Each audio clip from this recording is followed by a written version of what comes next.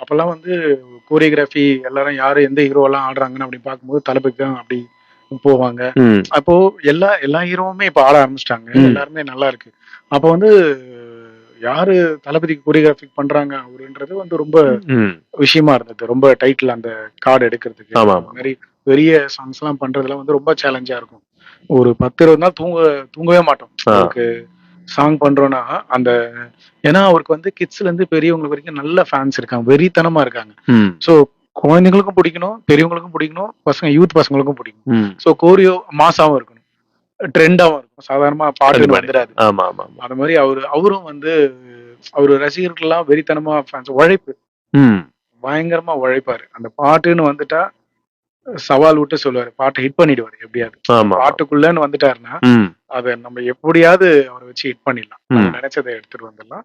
அவருக்கும் ரசிகர்களுக்கெல்லாம் கொடுக்கணும்னு சொல்லிதான் இது பண்ணுவோம். திடீர்னு நடுவுல 2 படம் பண்ணிட்டே இருக்கும்போது நடுவுல கத்தியிலேயே ஏதோ படம் பண்ணல நான். பண்ணும்போது அதுக்கப்புறமா புலியோ ஏதோ ஒண்ணு வந்தது.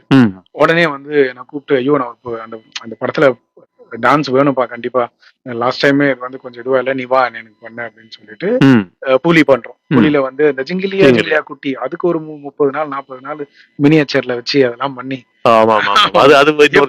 எப்படி பழத்தை இது எப்படி தூக்கி போறது அப்படி சின்ன தளபதி மாதிரி அவ்வளவு பண்ணிட்டு அங்க அது பேசி அந்த பாட்டு முடிக்கிறதுக்குள்ள தெரிய பண்றேன் சித்து சில அந்த பாட்டுன்னு கேட்டுப்பா அட்லி ஃபர்ஸ்டா டைரக்ட் பண்றாரு. டக்குன்னு அப்படி போனது.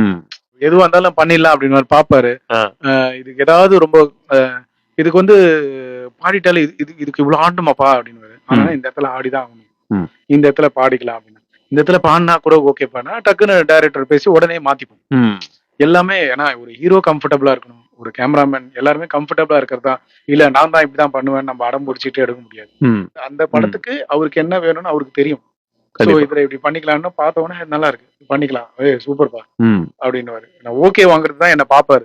ஒவ்வொரு ஷாட் ஆடிட்டு நான் ஓகே சொல்றேன்னா அப்புறம் என்ன ஒன்னொரு போலானா இத கொஞ்சம் இதுனா அப்படின்னு. அப்புறம்னா சரி போலாம், நல்லா இருக்கியா விட்டுருப்பா நல்லா இருக்குப்பா அப்படின்னு. சரி ஓகே அப்படி அப்படிலாம் ஜாலியா பண்ணி சாங் பண்ணிருக்கோம். நிச்சயமா நிச்சயமா.